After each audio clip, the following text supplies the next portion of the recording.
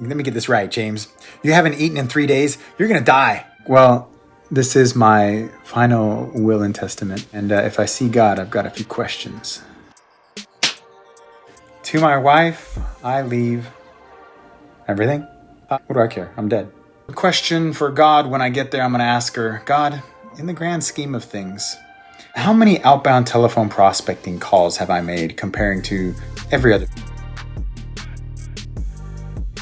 Well, there's this Indian dude who's been working there for like 20 years on an automated dialer. She's going to do this, do. And she's going to be like, damn, James, you made a lot of calls. And I'll say, okay, God, no further questions. Okay, one more. Where's Billie Holiday? I want to go meet Billie Holiday. I'm sure I'll run into my parents eventually, but Billie Holiday first, for sure. Billie Holiday. Maybe Freddie Mercury too. Wait, one more question, God. How many questions do I get? Because is this like the genie thing where I get a couple more questions? Because I do have a couple more questions. I promise.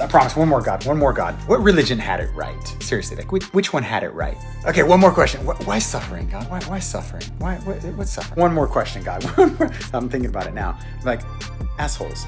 Who put assholes on the earth? Not the ones back here, God, but the ones, the jerks, the haters, the trolls. Why did you allow that? Like, why didn't you just smite assholes? Clearly I'm going stir crazy. All could be signs of my impending doom and my demise.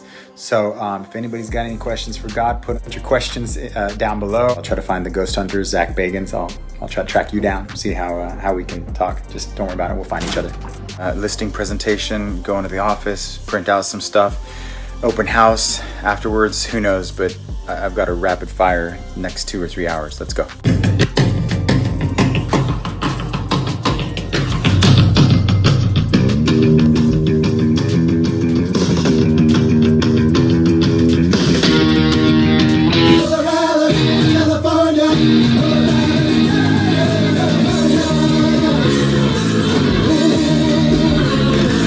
All right, stop number 1, my listing appointment. Not totally sure if it's a hot lead, but in and out.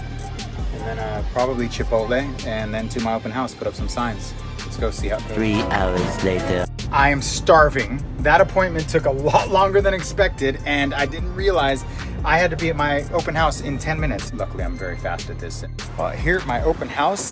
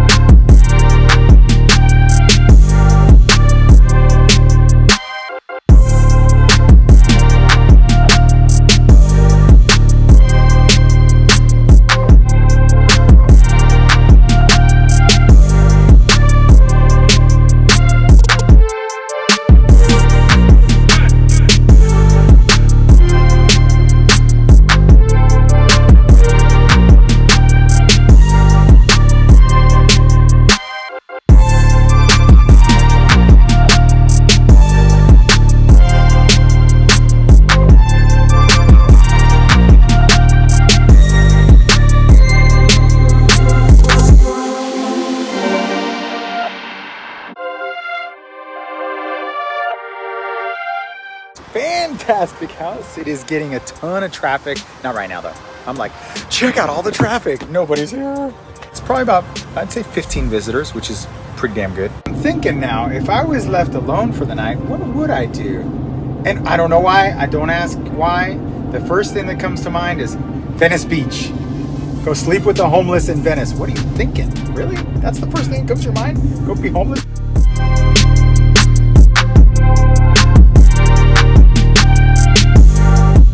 I pull into the driveway and I'm already seeing one benefit.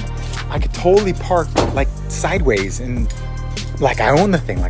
This is the most sideways I've ever parked.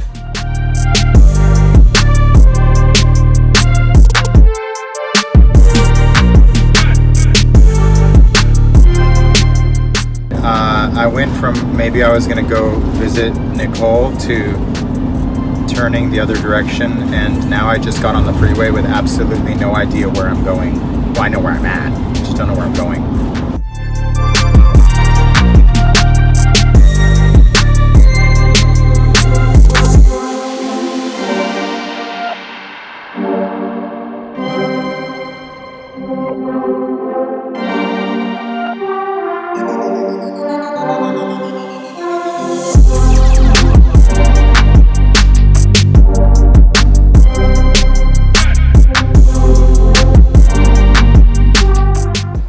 stop at Chipotle.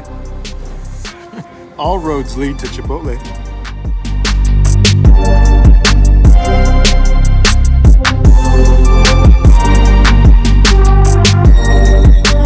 So here's where I ended up, alone in an alley in Newport Beach, just behind the pier. Just kind of get my head straight, right? I'm bringing my book and I'm starting to think in rhyme, which is very interesting. It's been a long time since I've been thinking in rhyme.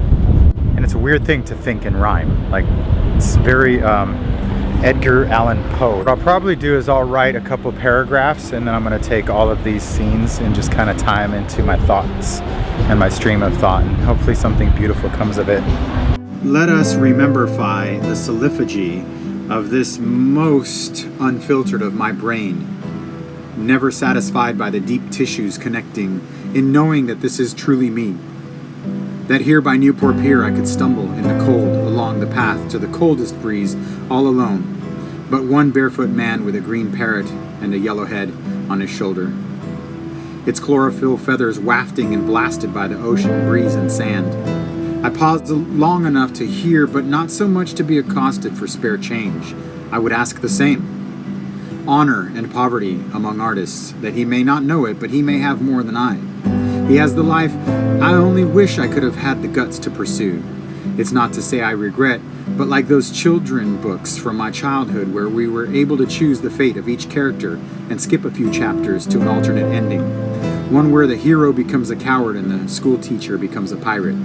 Yes, it's as if the feeling that has me this way has me sensing that there was an alternate choice where I did forge a path far from different from this man-child who had to be the head, and the paralysis of solitude and fear of a cold bed would guide me into the hands of a symbiote which would be compatible, no, tolerable enough to coexist in a plane paralleled by our offspring and a shred of a memory or two. Oh, the agony, oh, the bliss. That one path that had me with children, who each represent a cross-section of my heart, that I am now so divided between, totally lost and completely found in the reflection of each one of their eyes. To fathom an alternative ending would be an abomination and a sort of sacrilege to what has truly become the sacrament that makes everything that I live for, and to have each one of them the right to read their own book and choose their alternate ending. All right, well, I'm still not sure if Nicole is coming home, but I do know one thing. Almost got hit by a tree. The tree fell out of the sky and almost hit me. That's all. I did right though. Feel good about that.